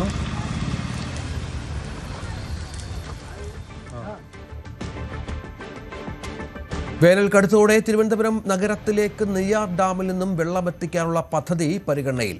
നഗരത്തിലേക്ക് വെള്ളമെത്തിക്കുന്ന പേപ്പാറ ഡാമിൽ ജലനിരപ്പ് താഴുകയും വേനൽ മഴ കുറയുകയും ചെയ്തതോടെയാണ് ബദൽ മാർഗം പരിഗണിക്കുന്നത്. ചീഫ് സെക്രട്ടറിയുടെ നിർദ്ദേശപ്രകാരം പ്രാരംഭ നടപടികൾ ജലസേചന വകുപ്പ് ആരംഭിച്ചു. പേപ്പാറ ഡാമിൽ നിന്നും വെള്ളം അരുവിക്കര ചെക്ക് ഡാമിലെത്തിച്ചാണ് നിലവിൽ നഗരത്തിലേക്ക് വെള്ളം എത്തിക്കുന്നത്. 2017 കടുത്ത വരൾച്ച ഉണ്ടായപ്പോൾ നെയ്യാർ ജലസംഭരണിയിലെ കാപ്പുകാടിൽ നിന്നും കാരിയോട് കുമ്പിളിമൂട് തോട് വഴി അരുവിക്കര ഡാമിലേക്ക് വെള്ളം എത്തിക്കുകയായിരുന്നു. താൽക്കാലികമായാണ് അന്ന് ഈ സംവിധാനങ്ങൾ ഒരുക്കിയത്. ജലാശയത്തിൽ സ്ഥാപിച്ച ഡ്രഡ്ജറുകളുടെയും 4 പമ്പ് വഴിയുമാണ് വെള്ളം എത്തിച്ചിരുന്നത്. ഈ പരീക്ഷണം വിജയിച്ചതോടെ നഗരത്തിലെ ജലവിതരണത്തിൽ തടസ്സമുണ്ടാകില്ലെന്നത് ഉറപ്പായിരുന്നു. പേപ്പാറ ഡാമിൽ 2 ആഴ്ചത്തേക്കുള്ള വെള്ളമാണ് നിലവിലുള്ളത്. ആവശ്യമെങ്കിൽ മെയ് പകുതിയോടെ വെള്ളം എത്തിക്കാനാണ് നീക്കം. ചീഫ് സെക്രട്ടറിയുടെ നിർദ്ദേശപ്രകാരം ജലസേചന വകുപ്പിലെ ഉദ്യോഗസ്ഥർ കാപ്പുകാടിൽ പരിശോധന നടത്തി. നിലവിൽ നെയ്യാർ ജലാശയം മുതൽ മുണ്ടണിത്തോട് വരെ സ്ഥാപിച്ച 1.5 കിലോമീറ്റർ പൈപ്പ് ലൈനിൽ ചില ഭാഗങ്ങളിൽ കേടുപാടുകൾ സംഭവിച്ചിട്ടുണ്ട്. ഇത് മാറ്റുകയും മുണ്ടണിത്തോടും കാരിയോട് കുമ്പിൾമൂട് തോടും വൃത്തിയാക്കുകയും വേണം. നിലവിൽ നെയ്യാർ ഡാമിൽ നിന്നും കൃഷിക്കായി ജലസേചനം നടക്കുന്നുണ്ട്. അരുവിക്കരയിലേക്ക് വെള്ളം കൊണ്ടുപോയാൽ ഇത് ജലസേചനത്തിന് പ്രതിസന്ധി ഉണ്ടാക്കാൻ സാധ്യതയുണ്ട്. നിലവിൽ നെയ്യാർ ഡാമിന്റെ റിസർവോയറിൽ ജലനിരപ്പ് ഗണ്യമായി കുറഞ്ഞിട്ടുണ്ട്. ഇനി ഇവിടെ നിന്നും വെള്ളം എത്തിച്ചിട്ട് വേണം അരുവിക്കര വഴി നഗരത്തിന്റെ കുടിവെള്ളം നിലനിർത്താൻ. വരുന്ന വർഷങ്ങളിൽ വേനലിന്റെ കാഠിന്യം ഇനിയും വർദ്ധിക്കുമ്പോൾ ഇത്തരത്തിലുള്ള ബദൽ മാർഗങ്ങളിലൂടെ മാത്രമേ നഗരങ്ങളിലെ കുടിവെള്ളം നിലനിർത്താൻ കഴിയുകയുള്ളൂ. ക്യാമറമാൻ ബിബിൻ മുരളിക്കൊപ്പം സാരംഗ് സുധാകരൻ, ന്യൂസ് 18, തിരുവനന്തപുരം. നാടെങ്ങും വേനലിൽ വെന്തുരുകുമ്പോൾ ജലസമൃദ്ധമായി സഞ്ചാരികളെ വരവേൽക്കുകയാണ് ഇടുക്കി മൂലമറ്റത്തെ ത്രിവേണി സംഗമം. മനോഹര കാഴ്ചകളെങ്കിലും തുടർച്ചയായി ഉണ്ടാകുന്ന അപകടങ്ങളുടെ പശ്ചാത്തലത്തിൽ ഇവിടെ കൂടുതൽ സുരക്ഷാ ക്രമീകരണങ്ങൾ വേണമെന്ന ആവശ്യവും ശക്തമാണ്. ഏഷ്യയിലെ ഏറ്റവും വലിയ ഭൂഗർഭ വൈദ്യുതി നിലയമായ മൂലമറ്റം പവർ ഹൗസിൽ നിന്നും പുറന്തള്ളുന്ന വെള്ളവും നച്ചാർ, മണപ്പാടിയാർ എന്നീ പുഴകളും ചേരുന്ന ഇടമാണ് ത്രിവേണി സംഗമം. പവർ ഹൗസിലെ വൈദ്യുതോൽപാദനത്തിനനുസരിച്ച് ഇവിടെ ജലനിരപ്പ് പെട്ടെന്ന് ഉയരുകയും വലിയ ചുഴികൾ രൂപപ്പെടുകയും ചെയ്യുന്നത് പലപ്പോഴും സഞ്ചാരികളെ അപകടത്തിലാക്കും. നീന്തൽ അറിയാവുന്നവർ പോലും ഇവിടെ അപകടത്തിൽപ്പെടുന്നത് പതിവാണെന്ന് നാട്ടുകാർ പറയുന്നു. ഇവിടെ ഇപ്പോഴ് അപകടം ഉണ്ടായിക്കഴിഞ്ഞു കഴിഞ്ഞാൽ AKG ബോയ്സ് സ്ഥാപിച്ചിട്ടുള്ള ഒരു ലൈഫ് ജാക്കറ്റ് വെച്ചിട്ടുണ്ട്. ആ ഒരു കൂട്ടിനകത്ത് ഒരു വലയടിച്ച് അതിനകത്ത് ലൈഫ് ജാക്കറ്റ് ഉണ്ട്, ഒരു വട വിട്ടിട്ടുണ്ട്. അത് ഉപയോഗിക്കേണ്ടത് എങ്ങനെയാണെന്നുള്ള ട്രെയിനിങ് ഒന്നും ഇവിടുത്തെ ആളുകൾക്ക് ആരും കൊടുത്തിട്ടില്ല. ത്രിവേണി സംഗമത്തിന്റെ പടിഞ്ഞാറേക്കരയിലാണ് ഇവർ ഈ ലൈഫ് ജാക്കറ്റും വടവും കൊണ്ടുവന്ന് വെച്ചിരിക്കുന്നത്. അതുപോലെ തന്നെ അപകട സാധ്യത വളരെ ഉള്ളതാണ് ആ കിഴക്കേ സൈഡും. കിഴക്കേ സൈഡിൽ നിന്ന് അപകടം ഉണ്ടായിക്കഴിഞ്ഞാൽ പടിഞ്ഞാറേ സൈഡിൽ വന്ന് ആ ലൈഫ് ജാക്കറ്റും വടവും എടുത്തുകൊണ്ട് ചെല്ലുമ്പോഴത്തേക്കും ഏതാണ്ട് 10 മിനിറ്റ് 15 മിനിറ്റോളം എടുക്കും. നിരവധി സിനിമകളും ത്രിവേണി സംഗമത്തിന്റെ പശ്ചാത്തലത്തിൽ ചിത്രീകരിച്ചിട്ടുണ്ട്. മഴക്കാലത്ത് നച്ചാറും മണപ്പാടിയാറും നിറഞ്ഞൊഴുകുമെങ്കിലും വേനൽക്കാലത്ത് ഇവിടെ ജലനിരപ്പ് താഴും. എന്നാൽ മുന്നറിയിപ്പ് ബോർഡുകളുടെ അഭാവവും സഞ്ചാരികളെ അപകടത്തിലേക്ക് നയിക്കുന്നുണ്ട്. പവർ ഹൗസിൽ നിന്ന് വെള്ളം തുറന്നുവിടുന്ന സമയങ്ങളിൽ KCBയുടെ ഭാഗത്തു നിന്ന് സൈറൺ മുഴക്കുന്നതടക്കമുള്ള മുന്നറിയിപ്പ് സംവിധാനങ്ങൾ വേണമെന്ന ആവശ്യത്തിന് വർഷങ്ങളുടെ പഴക്കമുണ്ട്. വിനോദസഞ്ചാരികളുടെ തിരക്കേറുന്ന സാഹചര്യത്തിൽ കൂടുതൽ സുരക്ഷാ വേലികളും ലൈഫ് ഗാർഡുകളുടെ സേവനവും അനിവാര്യമാണെന്നും നാട്ടുകാർ പറയുന്നു. ന്യൂസ് 18 ഇടുക്കി. വേനൽ ചൂട് കടുത്തതോടെ തൃത്താല മേഖലയിലെ കിണറുകളും കുഴൽക്കിണറുകളും വറ്റി വരണ്ടു. രൂക്ഷമായ കുടിവെള്ളക്ഷാമം നേരിടുന്ന മേഖലയിൽ കപ്പൂർ പഞ്ചായത്തിന്റെ നേതൃത്വത്തിൽ കുടിവെള്ള വിതരണം ആരംഭിച്ചു. ദൈനംദിനം വേനൽ ചൂട് ക്രമാതീതമായി വർദ്ധിക്കുകയും വേനൽ മഴ ലഭിക്കാത്തതും കാരണം കുടിവെള്ളക്ഷാമവും രൂക്ഷമായി. പുഴകളും ജലസ്രോതസ്സുകളും വറ്റി വരണ്ടതും കുടിവെള്ള ലഭ്യത കുറയാൻ കാരണമായി. കുടിവെള്ളക്ഷാമം നേരിടുന്ന പ്രദേശങ്ങളിൽ ടാങ്കറിൽ വെള്ള വിതരണം ആരംഭിച്ചു. കപ്പൂരിൽ പഞ്ചായത്തിന്റെ നേതൃത്വത്തിൽ ജല അതോറിറ്റിയുടെ കർശനമായ മാനദണ്ഡങ്ങൾ പാലിച്ചുകൊണ്ട് കരാർ അടിസ്ഥാനത്തിലാണ് ജലവിതരണം നടത്തുന്നത്. ശുദ്ധമായ കുടിവെള്ളം കൃത്യസമയത്ത് വീടുകളിൽ എത്തുന്നുണ്ടെന്ന് പഞ്ചായത്ത് ഉറപ്പുവരുത്തുന്നുണ്ട്. ഞായറാഴ്ച മുതലാണ് ടാങ്കറുകളിൽ ജലം നിറച്ചുള്ള വിതരണത്തിന് ഔദ്യോഗികമായി തുടക്കമായത്. കഴിഞ്ഞ കുറച്ച് ആഴ്ചകളിലായി കപ്പൂർ പഞ്ചായത്തിന്റെ വിവിധ ഭാഗങ്ങളിൽ കുടിവെള്ളത്തിനായി വലിയ ബുദ്ധിമുട്ടാണ് നാട്ടുകാർ അനുഭവിച്ചിരുന്നത്. വീട്ടിലെ കിണറുകൾ വറ്റിയതോടെ ദൈനംദിന ആവശ്യങ്ങൾക്കും മറ്റും വെള്ളമില്ലാതെ വലഞ്ഞ കുടുംബങ്ങൾക്ക് പഞ്ചായത്തിന്റെ ഈ ഇടപെടൽ വലിയ ആശ്വാസമായിരിക്കുകയാണ്. അങ്ങനെ 4 ദിവസം 5 ദിവസമൊക്കെ കൂടുമ്പോ തന്നെ വരിക. 1-2 മുമ്പൊക്കെ നിൽപ്പ് വരുന്നില്ല. ഇപ്പൊ ഇവിടെ പൈപ്പ് പൊട്ടിയിട്ട് പറഞ്ഞിട്ട് അപ്പൊ അത് കാരണം വെള്ളമില്ല. ഇത് വന്നതെന്ന് നന്നായി. ഇത് തുള്ളി വെള്ളമില്ല. വെള്ളം ഓരോ ദൂരത്തുനിന്ന് കൊണ്ടുവരും. എല്ലാന്റെ വെള്ളം വേണ്ടേ? കുടിക്കാനും വേണ്ട, വെള്ളത്തിനൊക്കെ വേണ്ട, കുളിക്കാൻ വരുന്നതിനൊക്കെ വേണ്ടേ, കുസിൽ പോകാനൊക്കെ വെള്ളം വേണ്ടേ? വെള്ളം വല്ല ബുദ്ധിമുട്ടാണ്. വേനൽ കടുക്കുന്ന സാഹചര്യത്തിൽ ജനങ്ങളുടെ പ്രയാസം കണക്കിലെടുത്താണ് അടിയന്തരമായി ജലവിതരണം ആരംഭിച്ചത്. മുഴുവൻ വാർഡുകളിലെ രൂക്ഷമായ മേഖലയിലാണ് ജലവിതരണം ഇപ്പോൾ നടത്തിക്കൊണ്ടിരിക്കുന്നത്. ന്യൂസ് 18 പാലക്കാട്. വേനൽ കനത്തോടെ കാസർഗോഡ് തൃക്കരിപ്പൂരിൽ കുടിവെള്ളക്ഷാമം രൂക്ഷം. ഈ സാഹചര്യത്തിൽ തൃക്കരിപ്പൂർ ഗ്രാമപഞ്ചായത്തിലെ വിവിധ ഭാഗങ്ങളിൽ പഞ്ചായത്തിന്റെ നേതൃത്വത്തിൽ കുടിവെള്ള വിതരണം ആരംഭിച്ചു. പ്രതിദിനം 15,000 ലിറ്റർ വെള്ളമാണ് വിതരണം ചെയ്യുന്നത്. തൃക്കരിപ്പൂർ ഗ്രാമപഞ്ചായത്തിന്റെ പടിഞ്ഞാറൻ മേഖലയിലെ 11 വാർഡുകളിലാണ് നിലവിൽ കുടിവെള്ളക്ഷാമം അതിരൂക്ഷമായിരിക്കുന്നത്. ഈ പ്രദേശങ്ങളെ 3ആയി തിരിച്ച് 3 ദിവസത്തിലൊരിക്കൽ വെള്ളം എത്തിക്കുന്ന രീതിയിലാണ് പഞ്ചായത്ത് ക്രമീകരണം ഒരുക്കിയിരിക്കുന്നത്. ഓരോ വാർഡുകളിലുമുള്ള 3000 ലിറ്ററിന്റെ കിയോസ്കുകളിൽ നിറച്ചാണ് വെള്ളം ആവശ്യക്കാരിൽ എത്തിക്കുന്നത്. ജലവിതരണത്തിന്റെ സമയം മുൻകൂട്ടി അറിയിക്കുന്നതിനാൽ നേരിട്ടെത്തി കുടിവെള്ളം സംഭരിക്കുന്നവരും ഉണ്ട്. പഞ്ചായത്തിന്റെ മറ്റേതെങ്കിലും ഭാഗങ്ങളിലും ജലദൗർലഭ്യം അനുഭവപ്പെടുകയാണെങ്കിൽ പദ്ധതി അവിടേക്കും വ്യാപിക്കും. അതിനു വേണ്ടി ഫണ്ട് നീക്കിവെച്ചത് 3 ലക്ഷം രൂപയാണ്. ഓരോ വാർഡിലെയും മെമ്പർമാരെ വിളിച്ചുകൊണ്ട് അവർക്ക് വെള്ളം കിട്ടാത്ത സ്ഥലങ്ങളിൽ അവരെ വിളിച്ചുകൊണ്ട് അവർക്ക് അവിടെ കുടിവെള്ളം എത്തിക്കുന്നതാണ്. നമ്മൾ വെച്ച കിയോസ്കിൽ നിറച്ചുകൊണ്ടാണ് കുടിവെള്ള വിതരണം ആദ്യം ഘട്ടം നടത്തിക്കൊണ്ടിരിക്കുന്നത്. പിന്നെ ഏറ്റവും രൂക്ഷമായ സ്ഥലങ്ങളിൽ കിയോസ്ക് ഇല്ലാത്ത ഭാഗങ്ങളിലേക്ക് വെള്ളം ആവശ്യമായി വരികയാണെങ്കിൽ തീർച്ചയായും അവിടത്തേക്കും കുടിവെള്ളം എത്തിക്കേണ്ട സംവിധാനം ഒരുക്കുന്നതാണ്. ചീമേനി കാക്കടവ് കുടിവെള്ള പദ്ധതിയിൽ നിന്നുമാണ് വെള്ളം ശേഖരിക്കുന്നത്. 5000 ലിറ്റർ വീതം 3 തവണകളിലായി ദിവസവും 15,000 ലിറ്റർ വെള്ളം ടാങ്കറുകളിൽ എത്തിച്ച് വിതരണം ചെയ്യുന്നു. പദ്ധതിക്കായി 3 ലക്ഷം രൂപയാണ് തൃക്കരിപ്പൂർ ഗ്രാമപഞ്ചായത്ത് വകയിരുത്തിയിരിക്കുന്നത്. മഴക്കാലം ആരംഭിക്കുന്നതുവരെ കുടിവെള്ള വിതരണം തുടരും. ന്യൂസ് 18 തൃക്കരിപ്പൂർ. ഒരു നാട് തന്നെ മാതൃകയാവുകയാണ് പത്തനംതിട്ട ഇലവംതിട്ടയിലെ സാഹിത്യ സംഗമ വേദി വായനശാല. 2019 ആരംഭിച്ച സോഷ്യൽ മീഡിയ കൂട്ടായ്മയിലൂടെയാണ് വായനശാല രൂപീകരിച്ചത്. വായന അന്യമായ കാലത്ത് സാധാരണക്കാരെ പുസ്തകങ്ങളുടെ ലോകത്തെത്തിക്കുകയാണ് സാഹിത്യ സംഗമ വേദിയുടെ ലക്ഷ്യം. എഴുത്തുകാരനും ഇലവന്തിട്ട സ്വദേശിയുമായ ബാലചന്ദ്രൻ്റെ ആശയത്തിലൂടെയാണ് സാഹിത്യ സംഗമവേദി വായനശാല രൂപീകരിക്കുന്നത്. 2019 ആരംഭിച്ച സോഷ്യൽ മീഡിയ കൂട്ടായ്മ അതിനായി ഉപയോഗപ്പെടുത്തുകയായിരുന്നു. സമാന ചിന്താഗതിക്കാരായ വ്യക്തികളെ ഉൾപ്പെടുത്തിയാണ് വായനശാല രൂപപ്പെടുത്തിയത്. 75ഓളം അംഗങ്ങളാണ് ഇപ്പോൾ സാഹിത്യ സംഗമവേദി വായനശാലയിലുള്ളത്. സംസ്ഥാന ലൈബ്രറി കൗൺസിലിൻ്റെ അംഗീകാരവും ലഭിച്ചു. വായന അന്യമാകുന്ന കാലഘട്ടത്തിൽ സാഹിത്യ സംഗമവേദി വായനശാല ഇന്ന് നാടിന് തന്നെ അഭിമാനമാണ്. ഗ്രാമപ്രദേശങ്ങളിൽ ഇപ്പോൾ എല്ലാവരും ഇതിനെ മടിച്ചു നിൽക്കുന്ന ഒരു സമയത്താണ് സാറ് ഇതിനെ മുന്നോട്ട് വരുന്നത്. ഒരു ലൈബ്രറി തുടങ്ങുക എന്ന് പറഞ്ഞിട്ട് അത് പലപ്പോഴും ഞങ്ങൾക്കൊക്കെ ഒരു സംശയമായിരുന്നു, ഇത് എത്രമാത്രം പ്രാവർത്തികമാകും എന്നുള്ളൊരു സംശയം ഉണ്ടായിരുന്നു. സാറിന് അതിനകത്ത് യാതൊരു സംശയമില്ലായിരുന്നു. വളരെ നന്നായിട്ട് തന്നെ ഇത് പോകും, സാറിന് വിശ്വാസം ഉണ്ടായിരുന്നു. അപ്പോഴാണ് അദ്ദേഹം നമ്മുടെ ആനന്ദ സാറിൻ്റെയൊക്കെ സപ്പോർട്ട് കിട്ടിയപ്പോൾ ധൈര്യമായിട്ട് ഇറങ്ങി വളരെ നല്ല രീതിയിൽ പ്രവർത്തിച്ച് പോകുന്നുണ്ട്. ഇപ്പം പ്രവർത്തനങ്ങളൊക്കെ നടക്കുന്നുണ്ട്. സ്വന്തമായി കെട്ടിടവും 2000ഓളം എഴുത്തുകാരുടെ കഥകളും നോവലുകളും അടങ്ങുന്ന വലിയ ശേഖരം തന്നെ വായനശാലയിലുണ്ട്. ചെറുപ്പത്തിൽ തുടങ്ങിയ സാഹിത്യ അഭിരുചിയാണ് സാഹിത്യ സംഗമവേദി വായനശാല സ്ഥാപിക്കാൻ കാരണമെന്ന് എഴുത്തുകാരനായ ബാലചന്ദ്രൻ പറയുന്നു. എൻ്റെ ചെറുപ്പകാലത്ത് ഞാൻ ഒരു 10 വയസ്സ് മുതൽ അതിന് വായന തുടങ്ങി.